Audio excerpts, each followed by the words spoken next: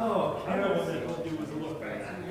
And I was sitting there going, can I send it? I'm like, what? I'm like, what's going on? And they're like, no. I was no.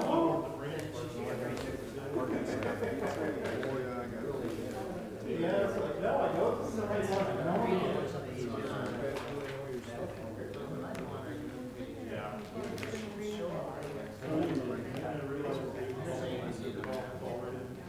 Yeah.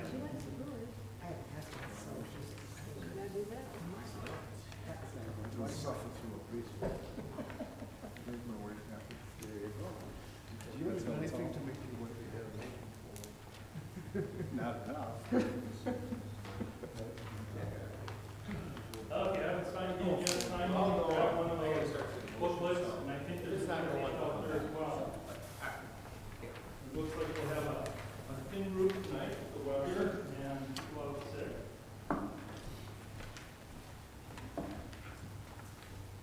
So my watch says 6:30, so I guess we'll get started after you just go from there. Our motion on the thing is going to be the Old Testament lesson coming up this Sunday, and it's when the Lord called Jeremiah, and it says, "The word of the Lord came to me, saying, Before I formed you in the womb, I knew you. Before you were born, I set you apart. I appointed you as a prophet to the nations. The last time the Lord I said, I don't know how to speak, I'm too young. The Lord said to me, do not say I'm too young. You must go to everyone I send you to and say whatever I command you. Do not be afraid of them, for I am with you and will rescue you, declares the Lord. Then the Lord reached out his hand and touched my mouth and said to me, I put my words in your mouth. See, today I appoint you over nations and kingdoms to uproot and tear down, to destroy and overthrow, to build and plant." It's funny how what God told Jeremiah versus what he saw. Jeremiah could have wondered what are you talking about. He saw a lot of destruction, right? He watched his whole homeland get destroyed. All the prophets, he definitely had the worst time. But as far as building and planting, I can imagine thinking what building and planting that I get a chance to see. Again, it's amazing what God does through the word, right? I think sometimes we can lose sight of that. This everything going on in the church, lose sight of it. In fact, ultimately, we're here just to tell people about our Savior, just to share the gospel. And the Holy Spirit builds and plants and eternal results in fantastic ways that most of which we'll never know what they happen, right? And I think that's important to keep in mind as we do our work. It really is an amazing thing to get to do. The ability, the opportunity to have to share the gospel with folks and to see how the Holy Spirit uses that to advance His kingdom. And there are times like Jeremiah where it's a struggle, right? Because, as you go through the ups and downs of gold, we just came back from Pastor's Conference, and it's a frustrating situation for everybody. You think you're just getting past it, and then it spikes again, and up and down it goes. But to remember that God continues to advance His kingdom, we use that word to build new plans. Even at times you wonder what's happening, what's going on. It really is an important thing for us to remember. God's given us some really cool ways we have a chance to reach out to folks. He's given us all kinds of opportunities to share the word of God. And as He's told Jeremiah, He tells us, He promises to use that word to build a new plan. So today we have an opportunity to consider some ways we had to do that in the last year, and also get a chance to look at some ways we can do it in the year to come. So, we'll sort of prayer. Lord, we thank you for the power of your word, for the opportunity we have to be your messengers. Please give us thankful hearts as we look back at the past year and all the opportunities you gave us to share your word. It also give us hearts of hope and excitement to look forward to the year to come and all the ways that you put before us to share your word. In Jesus' name we pray.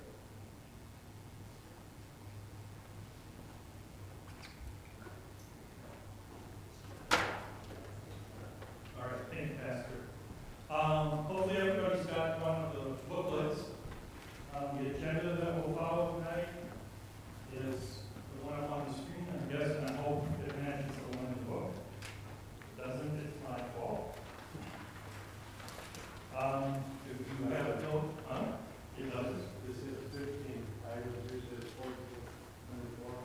Yeah, I think we'll need it.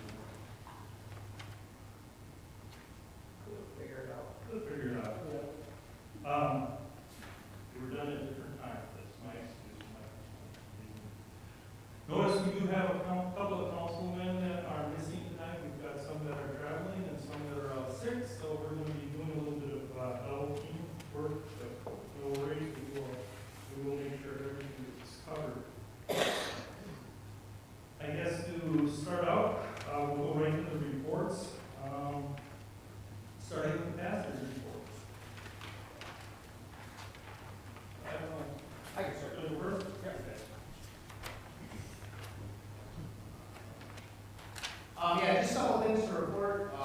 things we've accomplished in the past year, so we did, if you remember, we did, look at, Lighthouse, and, that was determined that we won't be at the Lighthouse here in St. Matthews, so we were able to do that.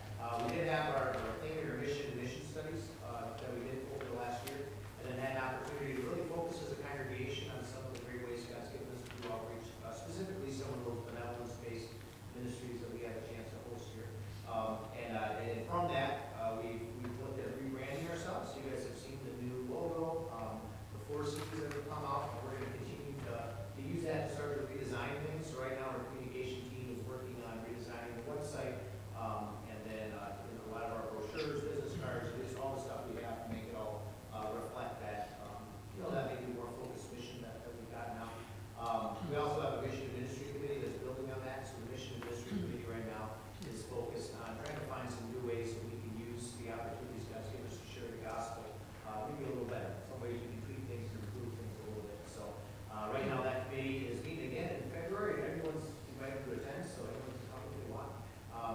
We're looking at how we use our facility and some ways that perhaps we can use the facility or optimize our facility in a way to do outreach. We're looking at ways to continue to build bridges to share the gospel with both the pillars and hope centers as well. So that's something that we've been able to do a little work on. So anyways, it's fun to see kind of that progress being made and some of those opportunities we've had to share the gospel with folks at the pillars and hope center. Now we've got a pretty regular group now that comes from pillars and joins us for worship, which is good to see.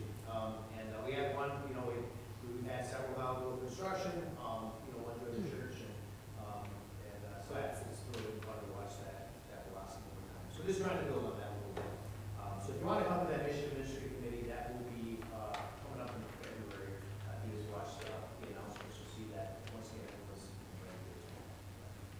Anyways, everything else in the report, Pastor Chris, you got some stuff to highlight.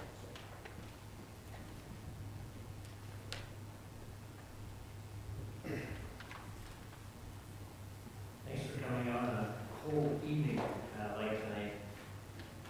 I think, or hopefully all of you picked up this extra page, the pastor's calling activity.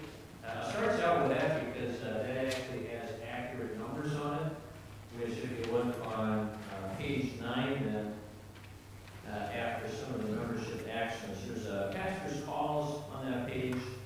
You can just ignore that and cross that off. I think the up-to-date version to the booklet assemblers in time, so some of that extraneous information was left on there. Also, maybe of note there on page 9, just for the record, for transfers out and releases in May, Bradley Weber, I believe that he was a release.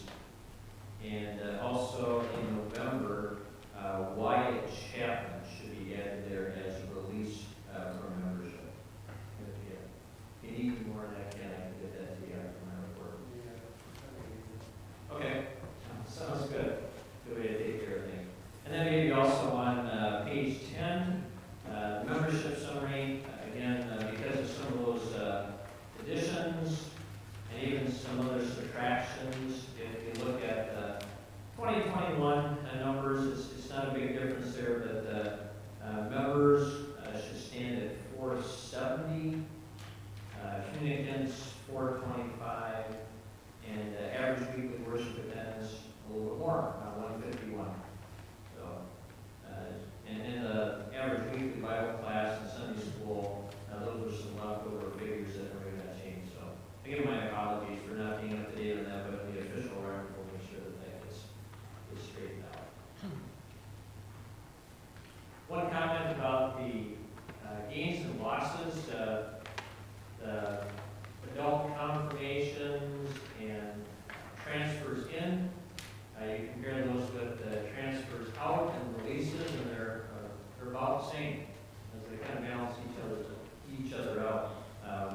I suppose if you're looking for a place that we're not replacing people, that's the people that we've sent on to heaven by God's grace, and we don't have a good number of births in the congregation, obviously, and so those numbers are not being replaced. But there's certainly other opportunities for growth, as Pastor Olson mentioned, as our report mentions. Going to our are important if you want to take a look at a few items there, if you didn't have a chance to look at the whole thing. On page 6, overall, you might note that our worship attendance increased significantly over the course of the year. In fact, by the end of the year, we were averaging close to 180 in December. So it's good to see the number of people that are coming back. Point B, there still are a number of people that we're trying to stay connected to, and if possible, to have them back with us in worship or Bible study. And if you look at the total membership, you're looking at about 300 people that we just aren't connecting with or nurturing, as far as we know, regularly. Many of them probably we can no longer reach because they just have kind of moved on in one fashion or another. But there's a good number that we still have the opportunity to do. And then point E, certainly if you know some of the baptisms, in fact, most of them are non-members this last year, along with the adult confirmations, affirmations of faith, transfers, souls going on to heaven. We certainly give thanks to the Lord for those personal blessings. Under inreach, I think it's worth noting, number one, that despite COVID, we've continued to struggle with that even towards the end of this last year. We, again, by God's grace and by a lot of hard work here, and good planning and wisdom, have been able to continue to offer pretty much what we did through the course of the year, including point number 2, the 6 word events, up to 6 word events during the week. So certainly giving opportunity for our people, both in person as well as virtually, to be in the Word.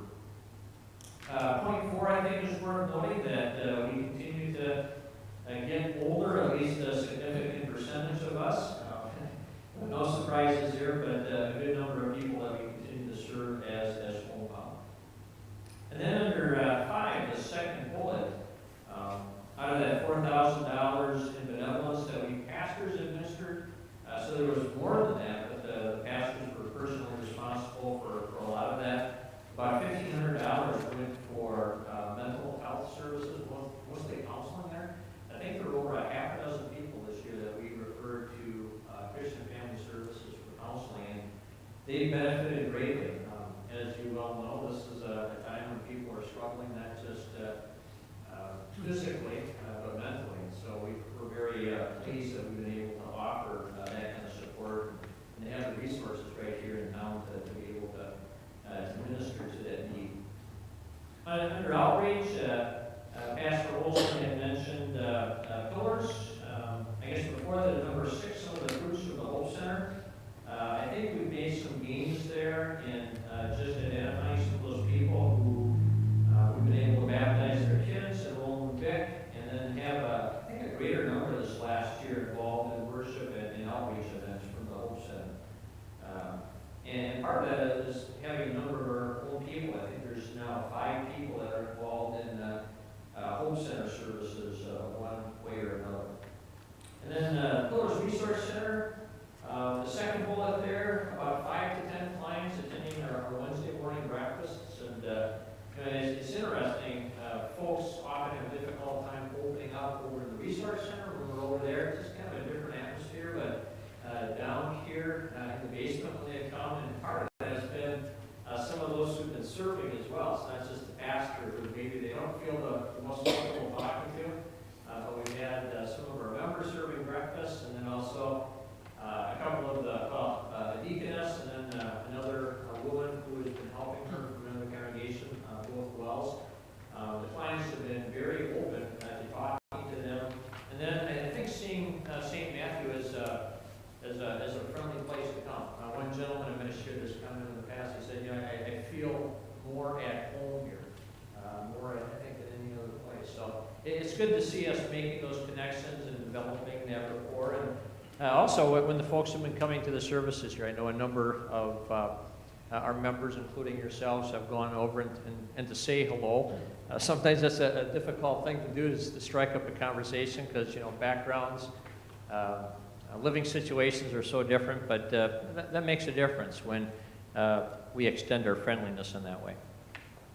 And then of note, at the top of page 7 is We have Sarah Gunther now, who is a Wells deaconess, who's worked in prisons as well as some of the mental institutions, mental health institutions.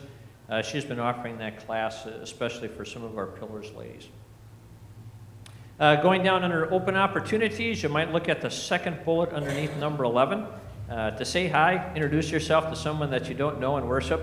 It happened on Christmas Eve that one of our greeters, they've been around for a while, but not that long, introduced themselves and asked some folks where they were from, and found out that they were lifelong members here at St. Matthew for quite a few years, for decades. But it would have been worse if they hadn't introduced themselves and to say hello, because some of those folks haven't been around that much. And so, getting to know each other as the church family that we are, and helping to make those stronger connections, I think is going to continue to be a key, especially as people return, maybe some of those who haven't been around for a while. That is as much as I'm going to highlight. Are there any questions or comments? Yeah. I just found it interesting. I was looking at, when's the last time we had a wedding? Here, I see we did that any last year. Wow, you talk about a change, Just an observation. Carl could have gotten married here, but I understand that his wife wanted to get married over at Riverview. So we did have a marriage, but I guess we can't really count that one. All right. Thank you. Hey, Pastor.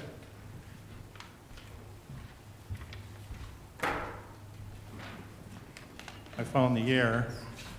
The agenda in your booklet is correct. The one up on the screen there was missing one, and it was our member care, Bob Parsons,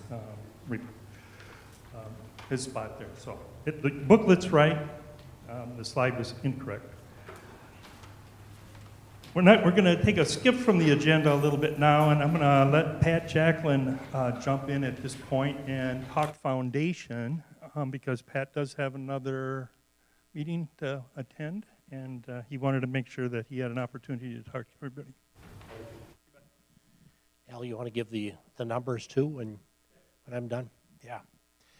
So thank you, Rick, and allowing for me to skip ahead of the line. Kind of like Disney, don't they have a pass thing for that or something? So on pages 28 and 29 in the handout tonight is both the quarterly report and the annual report for the Foundation Committee.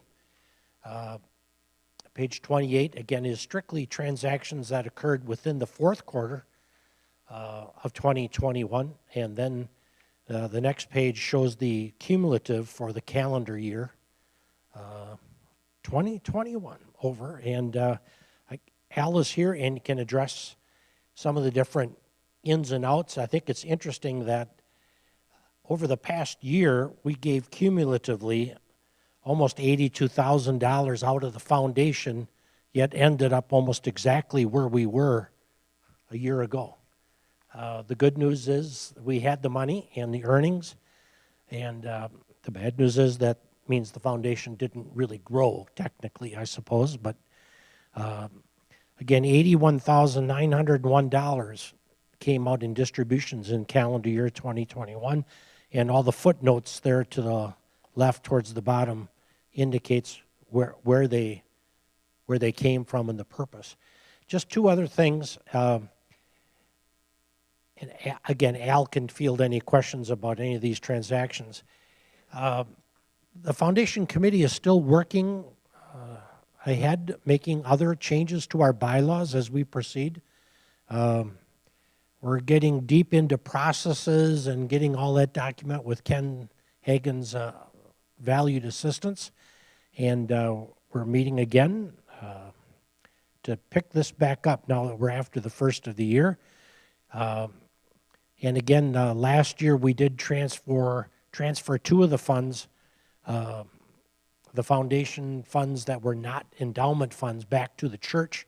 So perhaps that'll come up at some point tonight, that discussion. But now the foundation going forward strictly has endowment accounts because the building project fund and property for future facilities fund will become the property of the church at large and no longer will be contained within the foundation. You actually approved that at the last voters meeting. So also the foundation committee is working on a plan for this year to advertise and promote ourselves to the members, just making sure you know just what it is that we do and what the foundation can be used for. And again, in the topic of stewardship this coming year, looking to put our 2 cents in worth that the foundation committee would be a place you could perhaps put funds as well. What a blessing it is to have money go into the foundation on a regular basis. I know that you can work with Pastor Milkey or your financial planner as to ways that could be done, or I believe this year in our envelope pack now we do have a foundation envelope. Feel free to use that or a special envelope, but I'd entertain any questions. Al, do you want to come up and further explain any of this, or we'll take questions from the field if there are any on the report or at large?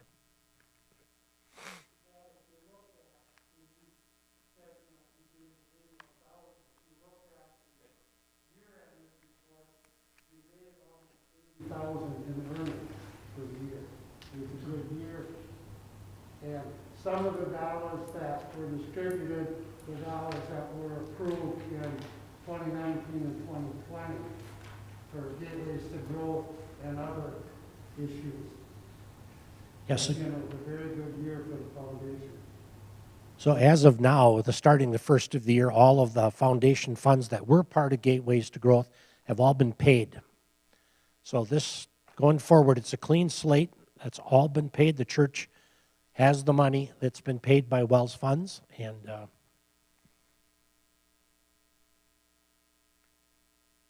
we've got an approved allotment for this coming year, and we'll be working with the council to make sure the appropriate funds are paid for the operational endowment, Fox Valley Lutheran, and the Wells Synod as well. We usually do that early in the year. We'll get on that and distribute that money. Are there any other questions tonight? Well, thank you for your time, and have a good evening.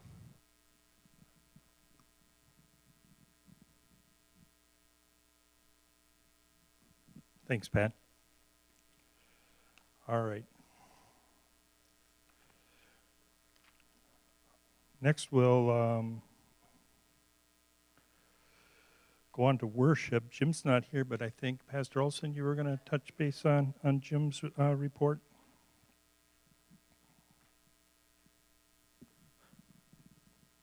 Yeah, just a couple of things to note with worship. Our AV booth, I think, is all up and running now. If you remember, we had a lightning strike back there that wiped everything out. So all the new cameras are back. We've got all the screens up and running, and all the live stream equipment is there. We've got Jim Ulrich, who is our new technology coordinator, so he's helping us with a lot of that. He's waving to us.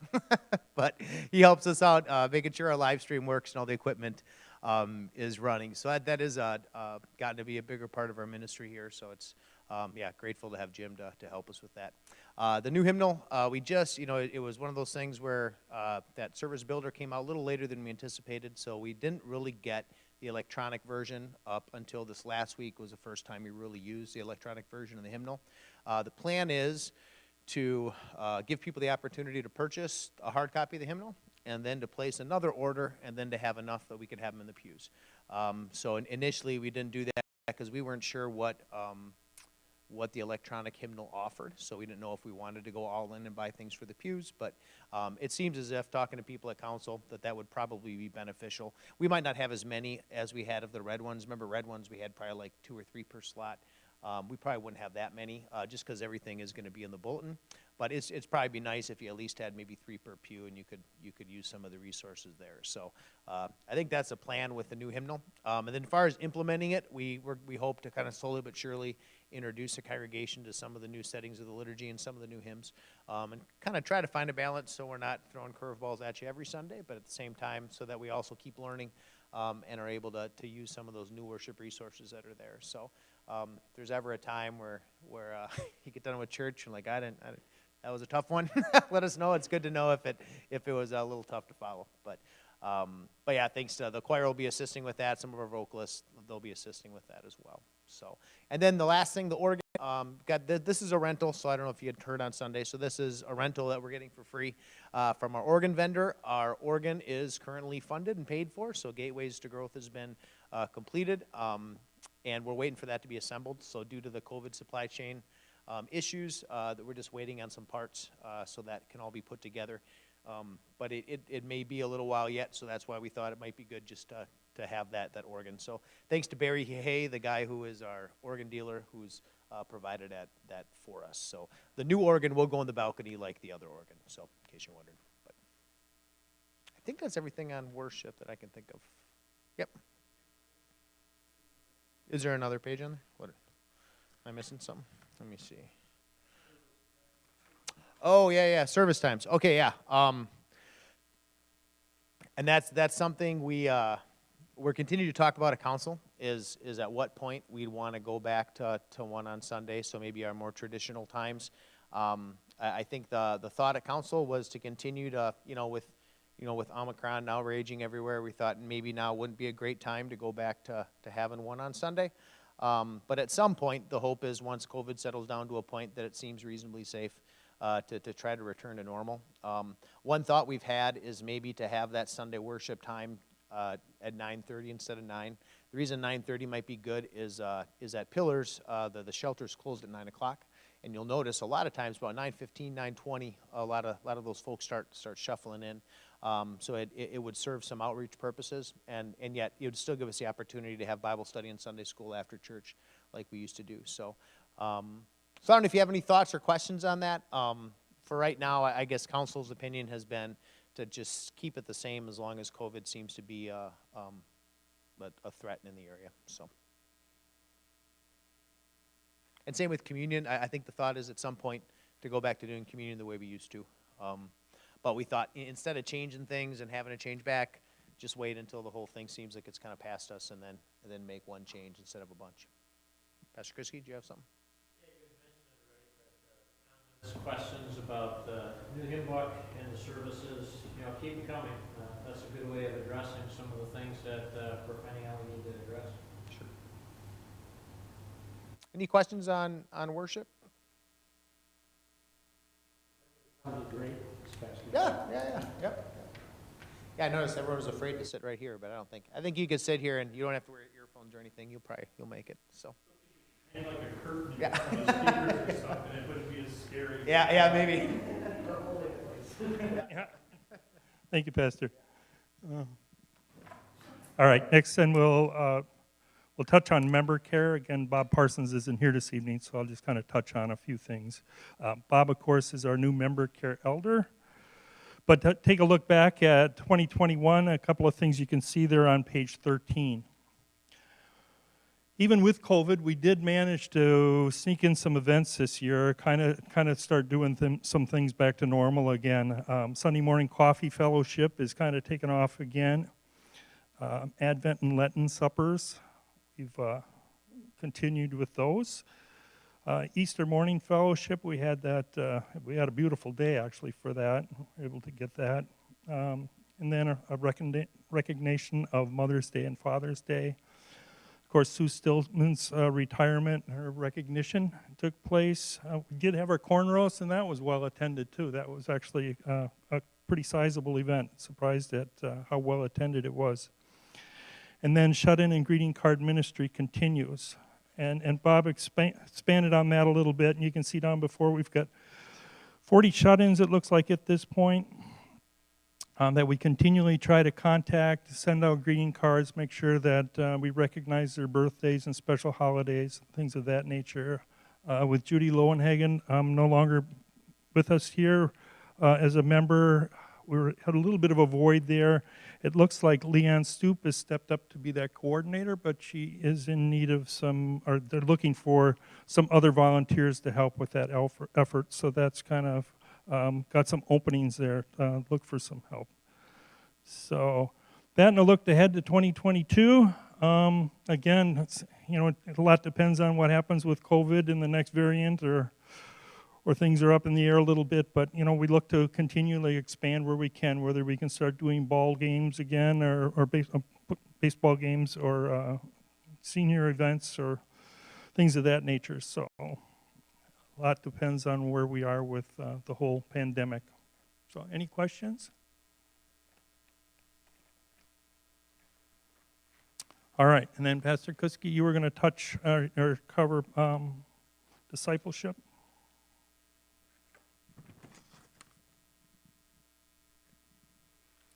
And John, who would normally report, had to get away to California. I think they're down in San Diego right now, reminding me that they're about 70 or 80 degrees warmer than us. So I don't know if that helps or hurts. For the discipleship report on pages 14 and 15, it's worth mentioning that we have been able to continue to have life groups. We've got a number of gifted facilitators and a good number of folks who have continued to participate in that.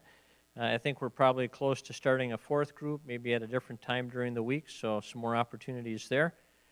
Under the Connections Committee, we, again, going into Christmas, had, about 25 of our members being contacted by other members in the church, trying to connect with them, and in some cases, those folks were not ready to be back with us, but to get some encouragement and just to kind of find out what their situation was like, and then also have some fellow members, praying for them and knowing what's happening in their lives.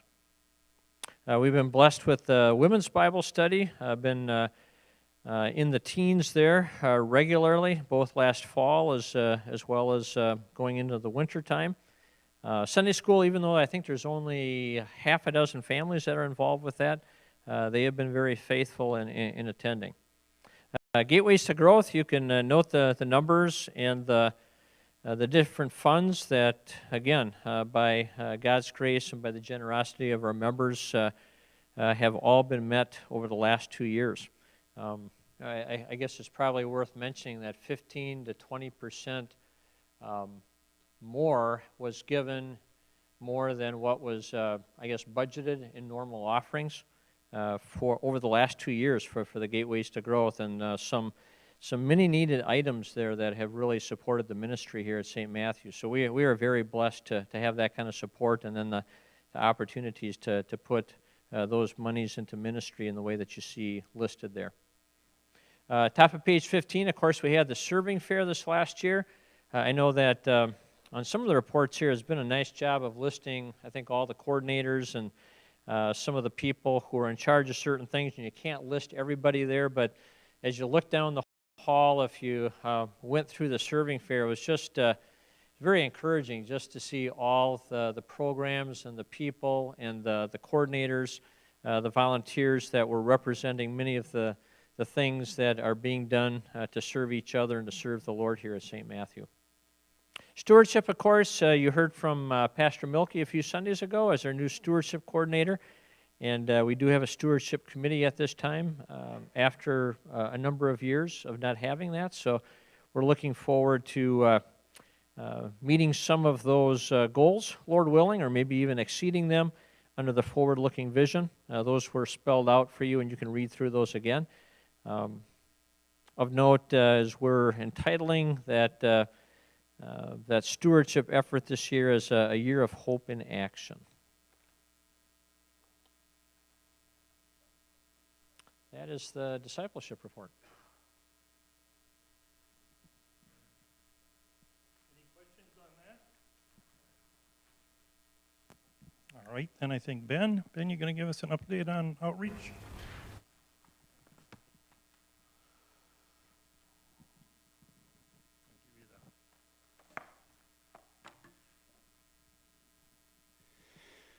So we've continued doing a lot of our events that we do every year, trying to figure out ways to do them better.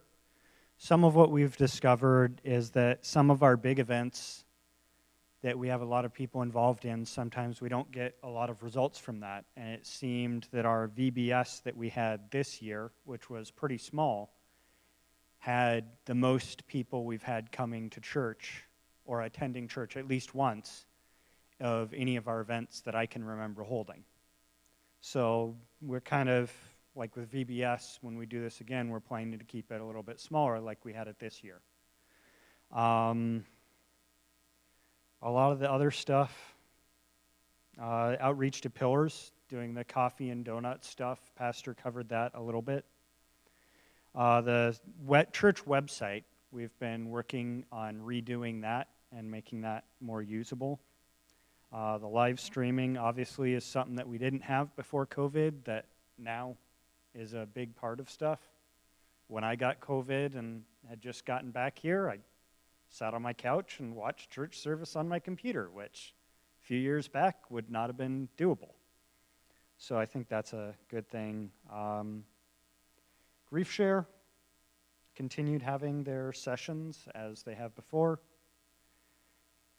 Not a lot else that I can think of other than the stuff that continues happening year after year. We're trying to think of and outreach different ways to reach out to the community and looking at what's most effective, what's not as effective. Where should we spend our money, in the coming years? So that's pretty much it. It's been a very different year than most years. Any questions or things that aren't covered in here that you'd like to hear more about?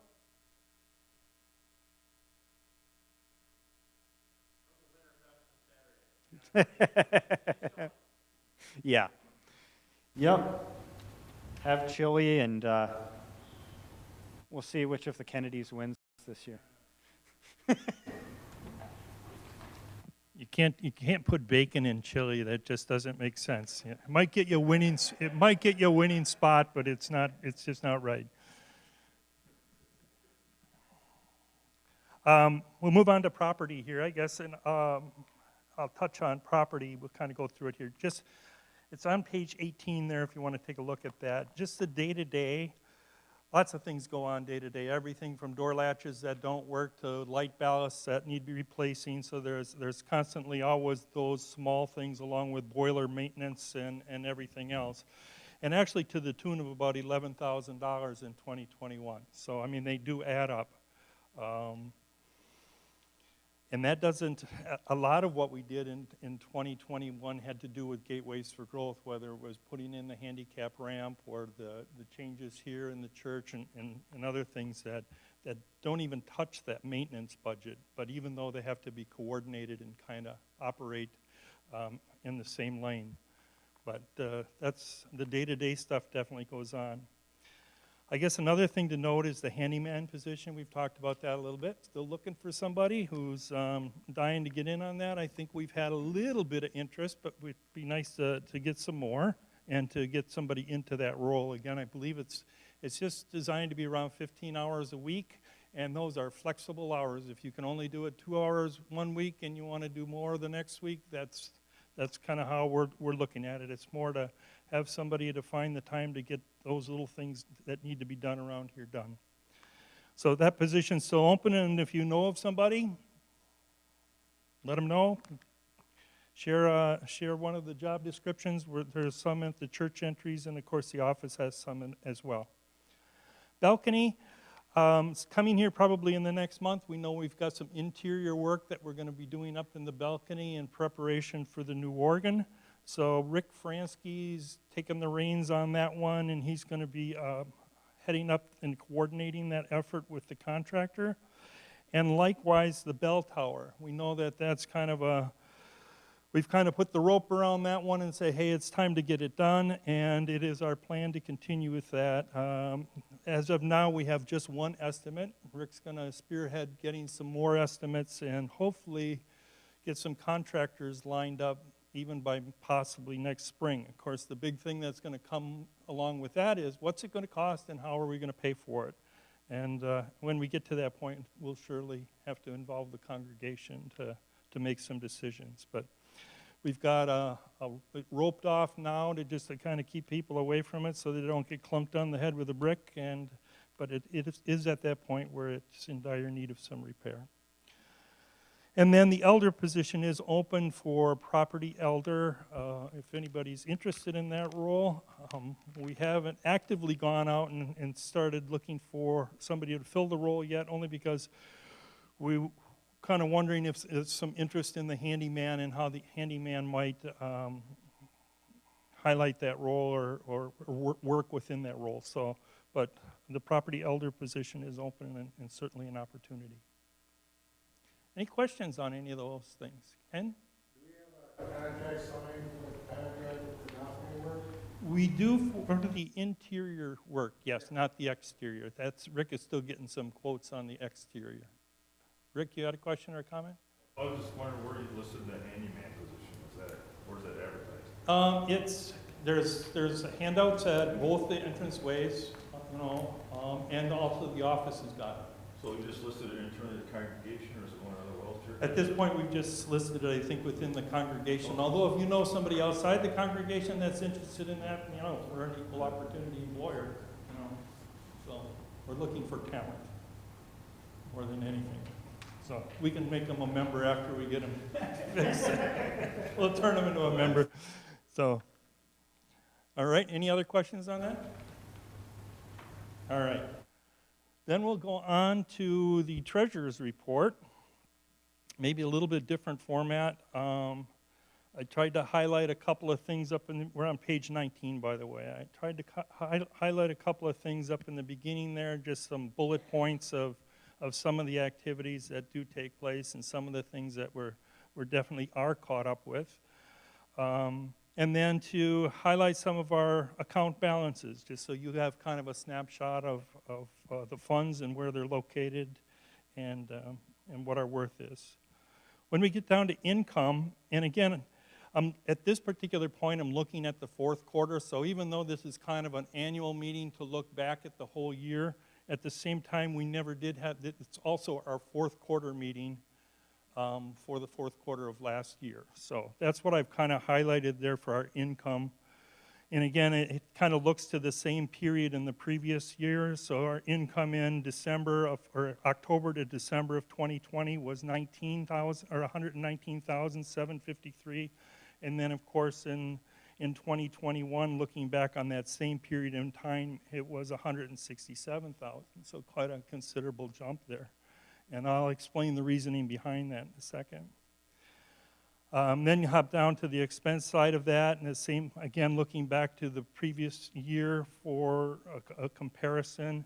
And when you look at 2020, it was $80,228 for expenses, and then this past year it was $137,071 for expenses. Again, kind of a big difference there. But when you look at the net income, which is the difference between the two for those two periods, you can tell that they're very similar, and there's a reason for that. And the reason for that is in that notation down there. There's been a sizable difference showing in the revenues due to, for two things. One, in 2022, we actually had the PPP loan, which kind of came in at the end of the year for forgiveness, and that was to the tune of $45,400. So that actually allowed us to finish the year on a kind of a positive note. And then this year in 2021, we had an insurance claim that came in towards the end of the year. And that was a result of the lightning strike that took out a lot of our cameras and electronics as well as the organ.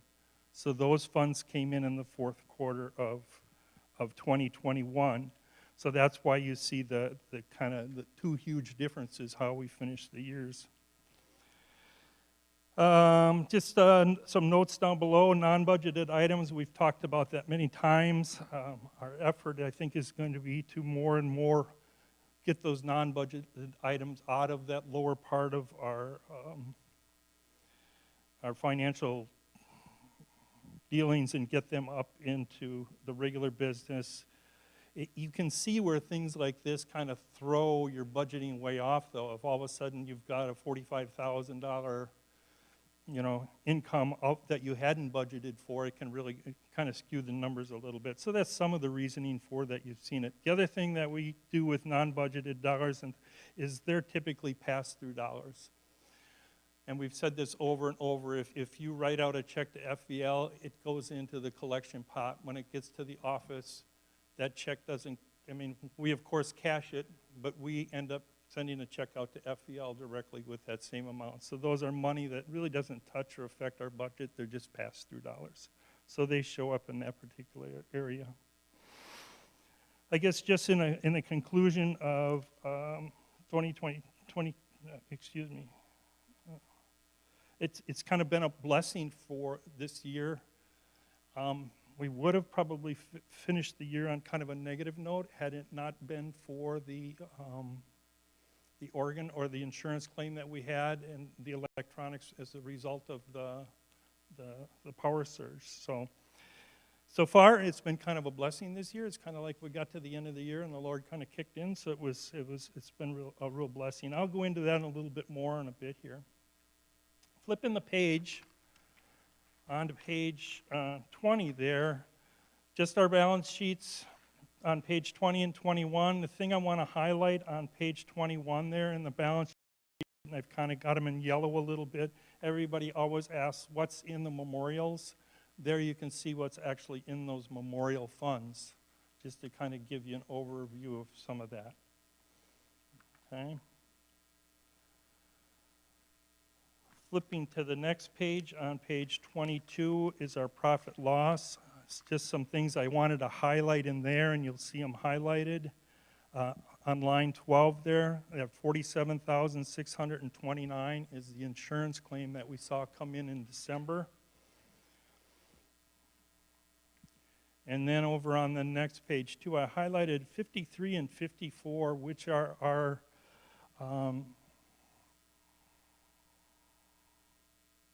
on our expense side. Those are the monies that we commit every year to FVL and Wells. And again, not to be confused with any additional dollars that are given. It used to be at one time that dollars that were given in an offering offset the dollars that we had committed to FVL and Wells, but we no longer do that. Now it's very clear that these $2 amounts will be given to FVL and Wells out of our contributions, and any dollars that are given over and above that as contributions will be pass-through dollars. So I just highlighted that so everybody understands that. Are those from the foundation? Yes, I believe they are. Yeah. Yeah, that's our commitment. Most of that comes. No, I take that back. No, that is not at all. This is our contributions from our church offerings. The foundation is over and above these $2 values. Do you know what the foundation ones are offhand? 3,000 or 4,000. Yeah, that is not in this number. Okay. And then for some reason down on 80 there, under expense, I have also, this was kind of entered in a weird way. I got to figure this out a little bit yet, but that 3151 down there is actually a part of that same insurance claim. It's just the claim, and we haven't received anything on those particular items yet because they haven't been, the claims have been submitted, but they haven't been received. Okay, and I believe that had to do with the cameras and some of the other electronics that had some problems. Okay. Flipping the page onto 24, just to highlight 131, line 131 down there, gateways to growth. Again, this is, once I cross that green line there in the middle of the page and go down, that's the non-budgeted area, and we did manage Gateways for Growth under non-budgeted just to kind of keep those dollar amounts from skewing what our planning was. So you'll see Gateways for Growth down there for 2021 at $97,031. That's just a number to highlight. And then the same thing up on page 25 on the top up there, item 41 and 42, something I just wanted to highlight.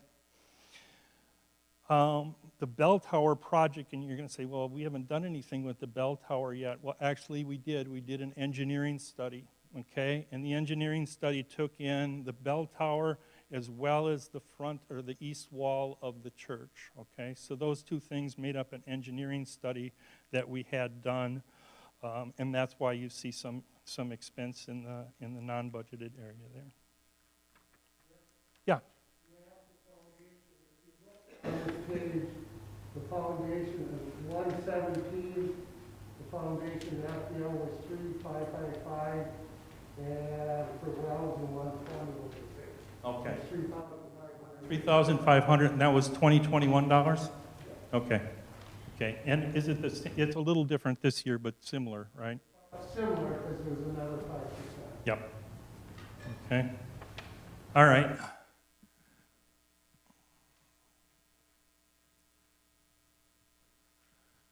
I guess next flip the page, and I'm going to try to make this sound a little simpler. I don't know if this is going to work or not, but I'll try. I've always liked these diagrams from back when I was a treasurer, and I'll kind of try to explain them up here so that we can kind of go through them.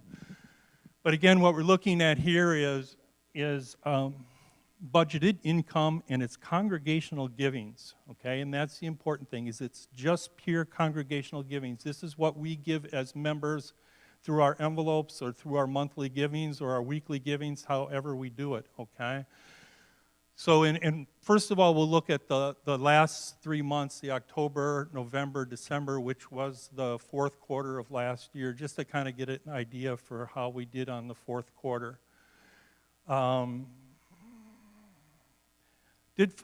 December did falling short a little bit. I think if I zoom in on those numbers, we can kind of see that. October was above budget, November was above budget, and then December we kind of fell short a little bit. Now, typically we think December is a little bit stronger month, and we did do better in December, just didn't meet our budget goal, okay?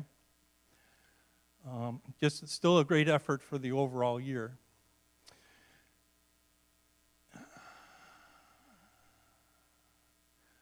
Now, if we take a look at the whole year and just kind of look at it from that standpoint rather than just the third quarter, we can focus in on that last column where the totals go in. And when, again, we're just looking at congregational givings at this point, and you can see we fell short for the year $8,131 to our budget. So that's kind of where we finished the year, at least at this stage. There's still a little bit more to the story here. Primarily, and that's primarily due to a weak first half of the year, okay? The first and second quarters were weak. I can contribute that probably to COVID. You know, our attendance was probably down during that time frame yet, so you would probably see weaker numbers, but that's how it kind of ended up. Now we're going to go to total income, okay? So this is not just congregational income anymore, it's all the income that we have. We have some other income sources. Some of those income sources are like the duplex rent, Pillars rent, Hope Center, food pantry, the use of our gymnasium. There are other sources to take a look at. And again, we'll just look at that fourth quarter and kind of see what happened there.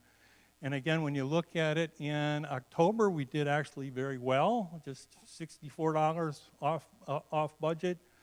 November was ahead of budget, and then you see December just goes crazy, like we were $42,512 over budget. And again, what you see there is that $47,629 insurance claim entered in December. So that's what really skewed the December number. Lacking the December number, we would have finished the year short about 2,326. So now let's look at, and that would be for the quarter. Now let's take, again, a look at the whole year based on total congregational givings. And when we look at that far left upper corner, you can see that from an income standpoint, overall we had a total of $505,965.13 compared to our budget. Again, we were $34,594 over budget. Again, that's going to be a result of what you saw in that insurance claim. If we would have taken that insurance claim out of there, we would have fallen short for the year 13,034. So that's how we would have finished the year had it not been for the claim that came in. Okay, so next let's look at the expenses. It goes to the expense chart. Just again, just to kind of be consistent, we'll look at the first quarter or the fourth quarter. Just to look at that because this is a meeting that's not only all year but the fourth quarter. And we take a look at those numbers a little closely. In October, we were actually under our budgeted expenses by $2,500. That's a good thing. In November, we went over. And in December, we actually went over as well. So the fourth quarter expenses came in over budget, $8,006. I can't tell you what those items were if anybody's really interested. It was probably had to do with maintenance repairs more than anything else. And I think when I looked, it was also due to energy costs in the month of December.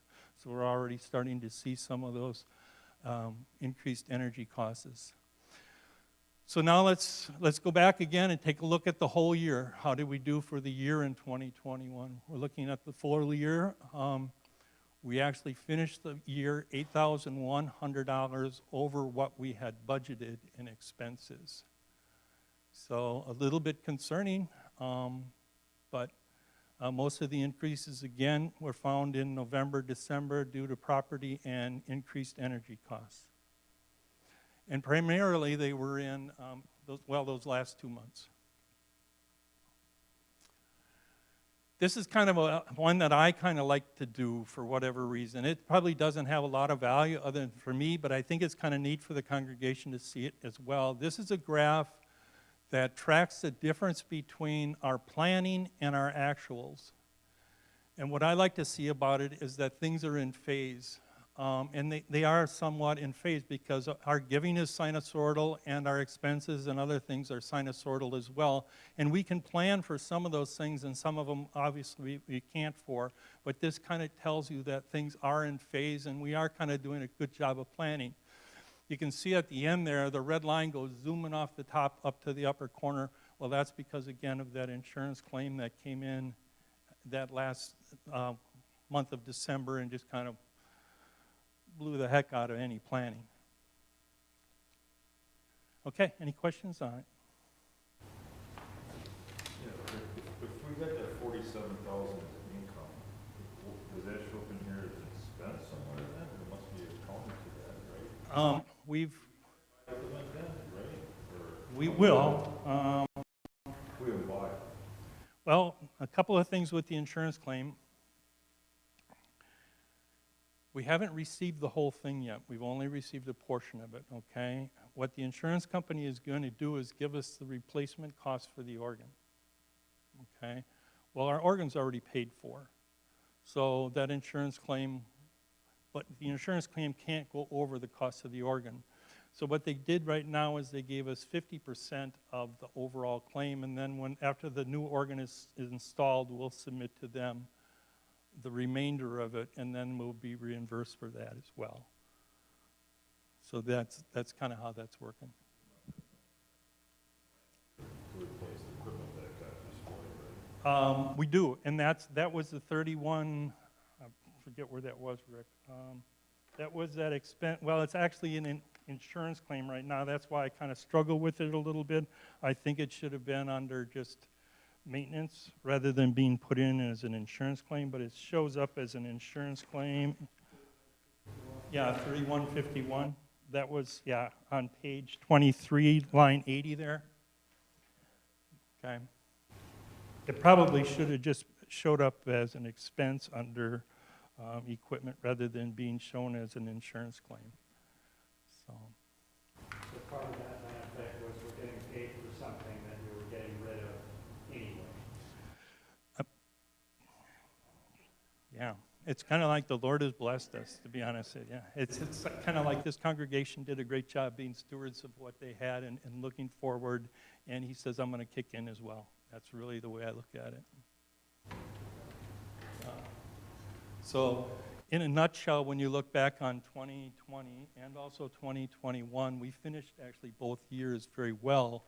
Not because we did good as a congregation and kept up to our responsibilities as sustaining members of the church, but the Lord is also one of the members of our church, and he kicked in pretty good at the end for both years. Ken? Since the organ is paid for, what are these proceeds from the church will be used for? That has not been determined. Okay, it's kind of out there. I haven't counted those chickens yet, Ken, because until the final check comes in and it's all said and done, it's kind of scary to count those chickens yet. But the way I do look at it is the members of this church and the money that they donated is what's going to pay for the organ. Okay? The fact that we got T-boned in the intersection before we got to buy our new car is a different story, all right?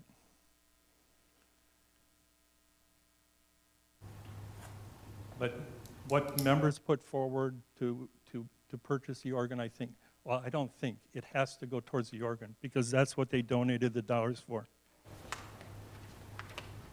Other questions? Okay, thank you.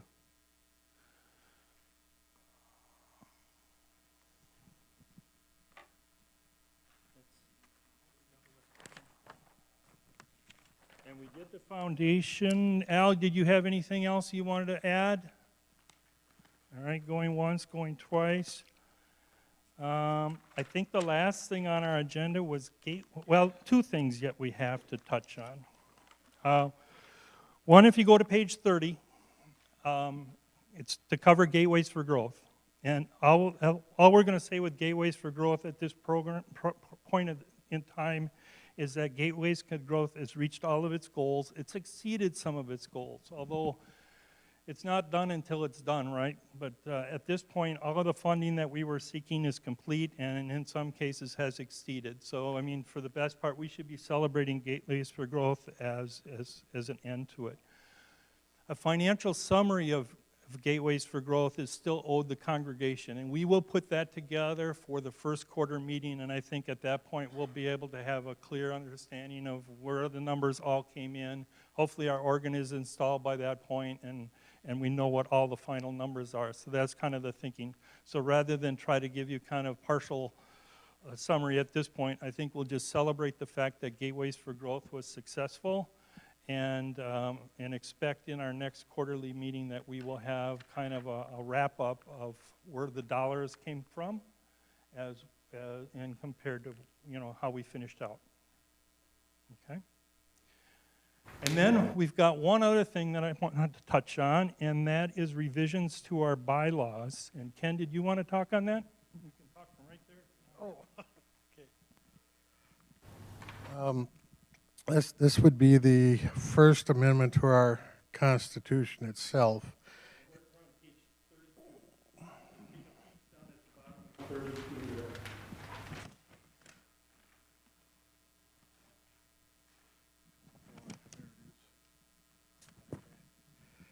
Yeah, basically, it's a portion of the bylaws that covers elections. And when the bylaws were put together back in 2017, the council decided that rather than elect individual elders for individual jobs, they would elect 5 elders, and then the elders themselves would decide who does what job. Well, over the years, it doesn't work really well. If you're asked to run as an elder, your first question is, well, what do I do? Well, it depends upon what you want to do and what other people want to do. And to eliminate that, there's one sentence in there, I'll just read it. Soon after the election meeting of the voters' assembly, the 5 elders, both incumbent and newly elected, shall decide among themselves which elder is to fulfill the responsibilities for each elder office. The council decided that we really should not do that anymore. It's not working out well, and voted to recommend that this sentence be deleted from our church bylaws. And that's what this is here for. Any questions? I'm totally in favor of this. My only question is if somebody runs and they get elected, can they still swap with somebody or exchange with somebody, elder positions? Well, I think the challenge we have, you know, when the nominating committee goes out and looks for people, it's kind of like, well, what am I running for? You want me to be property elder? You know, but we don't tell them that. We just say, well, you're going to be an elder, and then we don't tell them. Well, all of a sudden you get on there, and it's like everybody's supposed to kind of pick and choose what they want to settle into. The idea by removing this is when we go out for nominations for a particular position, you know what position you're running for. We just had this scenario kind of come up with our last election here where we had 3 people running and 2 of them are running for the same thing. Well, they got elected, but they were for different positions. So they were both running for outreach, or thought they were anyways, and all of a sudden they got on council and found out, well, we only need 1 outreach elder. So the other position that was open was member care. But that wasn't necessarily what was in their mind when they were thinking about. So I think it makes it a lot easier for us from a nominating standpoint to go out and reach people and explain the particular role to them, and rather than saying, well, it's all roles we don't really know until we get in.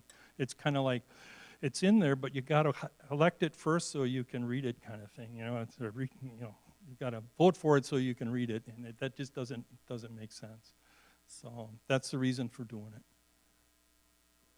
Okay, so your question was? Say I run for property elder. Yep. But maybe I really don't want property elder. All in favor? I guess I started that out. You have to run for that, you just beat it, right? But say there's somebody that's an elder already, that's a, say, worship elder or whatever, if the guy gets elected, can them 2 switch once they're elected? Or I think if it's mutual amongst themselves, yeah. I think if it's mutual amongst themselves, they could do that. Yep. Yeah. Because I don't think, still an option. it's just where it was really clumsy is when you go out with the nominating committee and people don't really know what it is that they're running for. That's where it's a little scary. When the nominating committee reached out to me, they kind of asked me, implying that it was outreach. And I know that I'm not necessarily getting elected to that. So when I say yes, I'm kind of like, yes, I'm running for something, and I hope it's this one, but I totally know. I'm totally supporting this. That's good. I was just thinking too, even prior to the election, that if somebody on the council is already thinking, well, you know, Yeah. right now I'm worship elder, but I'd like to next year, I'll take a property elder and let's elect a new worship elder. Yep. I think that would be. I think that can be done in advance too. And that's another good way of doing it, yep. That they could do that switching even before election. So then when the nominating committee goes out, they really know what they're looking for. Okay. Any other questions on that? Okay, I did skip one item on the agenda, and Pastor, did you have something more that you wanted to add on pillars? Items, I think it was number 12 on our agenda. Did you have something else you wanted to add on pillars? I kind of had it in there as an agenda item, but I think you covered a little bit of it in your report. Did you have some more? Towards the bottom there's the Pillars Resource Center update.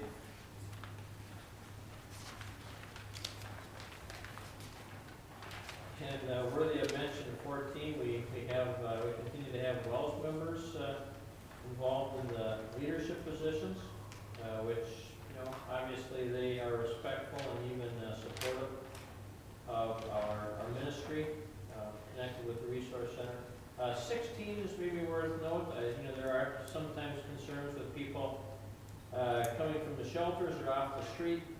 If they're coming through pillars, though, they are rigorously tested and taken out of circulation if they, you know, test positive. So if there's anybody who's being tested regularly, it would be those folks, which is good. Again, that it's good to have the Resource Center doing those things for us. Okay, any questions for Pastor? Yeah. Are we putting the word out to other congregations about needing volunteers over here? Sometimes in their bulletins or wherever? Yeah, I don't know if we've published publicize that actively, so that might be something that we do this year.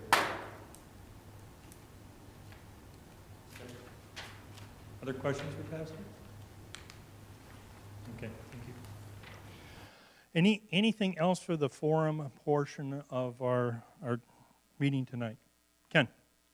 What's the status of the president position? The status of the president position is, it is open at this point. We have reached out to a few people with no's, and we continue to seek that. We had a council meeting just the first part of this month and talked about it some more, and I did reach out to a couple people. I've got one more to reach out to. I haven't done that yet, but yes, we are seeking it to be filled. So if it's interested, anybody, let me know. Okay. In the meantime, I'm just kind of pretending I'm in the role because I really do want to focus on treasurer, and the reason, I mean, my passion for doing that is to kind of help some of the transition I think that we have in the office and those types of things. So that was the reasoning behind that. All right, anything else before we close the forum? All right, the forum is closed then, and we will officially open the voters meeting. I'll call that meeting to order. First on that agenda, found on page 32, is to vote to approve the minutes from our December 21 meeting. You can find those minutes on page 33 there. If anybody has any questions on those, had an opportunity to take a glance at them. That's actually, I think, that was our voters meeting, wasn't it? Our voters assembly, yep, for offices. And also the budget meeting, yep. I move to approve. Okay, we've got a motion to approve, and we've got a second. Is there any other discussion? All those in favor? Aye. Anybody opposed? All right, next on the agenda there then is to, I don't think we've got any members, any member actions to ratify, so we can actually skip over that one. Okay. Vote to accept financial reports as presented. Again, any questions on that? Otherwise, I would welcome a motion. Okay, we've got a motion. Do we have a second? I'll second. All in favor? Aye. Any opposed? All right, that's vote to approve the changes to St. Matthew's bylaws. Again, Ken described that a little bit and the reasoning behind it. A pretty simple fix for us, but I think it solves a lot of headaches in the future. Any further comment on that? Otherwise, I would welcome a motion. Second. Got a motion, got a second. All in favor? Aye. Anybody opposed? All right, that's adopted. Vote to adjourn the meeting. Is there a second? All in favor? Aye. The meeting is adjourned. Thank you, everybody. Pastor, you going to lead us in a prayer? Thanks again for being here tonight and giving thanks to the Lord, noting the blessings and also the opportunities that we have for gospel ministry here at St. Matthew. Let's pray. Lord, again, we thank you for dwelling among us and blessing us, the sinners and undeserved people that we are. First of all, with your grace, with your salvation won for us in Jesus Christ, and for that continuing message that we are forgiven. We are saints. We are those who have been equipped powerfully with your gospel as well as with the gifts that you have distributed so abundantly here to carry out your work.